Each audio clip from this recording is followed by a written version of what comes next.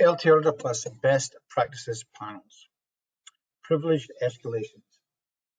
The privileged escalation subpanel visual contains 8 metrics that indicate enhanced rights and access within the Active Directory infrastructure. The ideal scenario would be to see a zero value on all metrics rather than what we currently have on screen, really.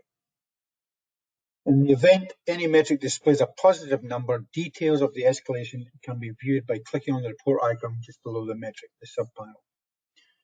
So subpanel additions to privileged groups, and there is your report. Click on that on there and you will see the information, more detailed information. So the addition to privileged groups, users added to groups with enhanced privileges such as administrators, domain admins, enterprise admins, and you'll see that in the left-hand column under the group. Extreme caution must be taken when adding users to these groups as they have full rights to the resources in the Active Directory. Let's click on the back arrow. Maximize that. Full screen. Unconstrained delegations. Unconstrained delegations give authority to a server, allowing it to act on behalf of a client with other remote systems in an environment. This form of impersonation is a security risk because a compromised client can use an unconstrained server to get other servers or resources in the environment to perform tasks on the client's behalf. Very important. Click on report. And there your trusted delegation, scroll to the right, enabled on the account name. It was set by Henderson and Thomas on these particular operations.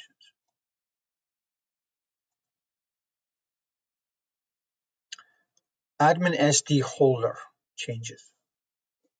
The Active Directory Admin SD holder object manages the access control lists of members of built-in privileged Active Directory groups.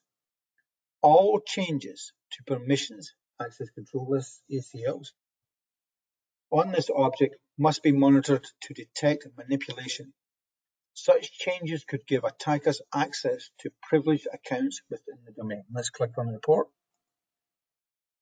View the report. Modified security declarative container. Yada, yada, yada. And that was done by Henderson and one done by Thomas from that node on this date. And it was a container class object. Non-expiring password. Configuring a user account to have a password that never expires is a security risk for the organization. These accounts are not required to adhere to the organization's password policies and could have very weak passwords. Let's look on the report. No expiring passwords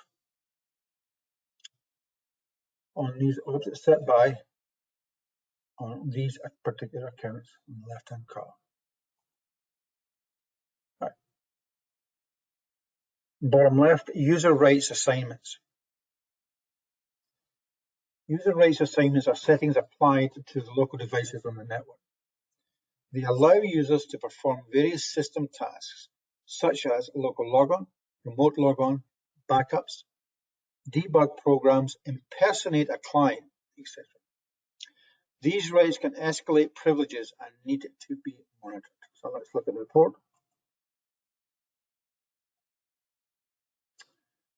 And you will see the user P. Thomas added member B. Greer to the user's right policy, logon as a batch shell for the group policy. And you have all the relevant information there. The date and time, the user, the rights, and the rights assigned to the object.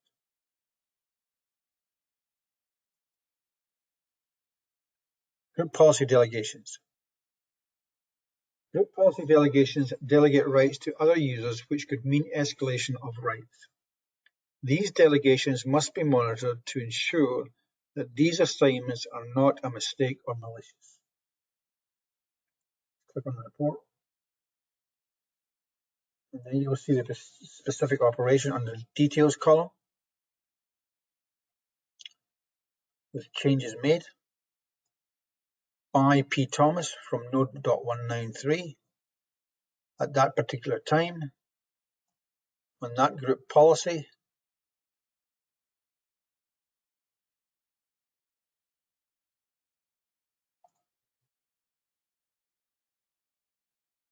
Group policies linked. 1 out of 5. Linking a group policy to an OU activates rights to objects within the OU. This operation must be monitored to ensure that linking is not a mistake or malicious. Look at that type of report. And then you have under the details column, the exact of what was actually conducted. Added link OU engineering to the group policy MKT from node 193 on server EC2. Right. And last, permissions added. Bottom right. Provides a listing of all access control lists, ACL, changes that occurred for a specific time frame. Let's look at that report. The time frame in this case is actually the last 7 days. So the object was modified, the class of the object, the date and time, who did it, from which node, and the operation that was conducted.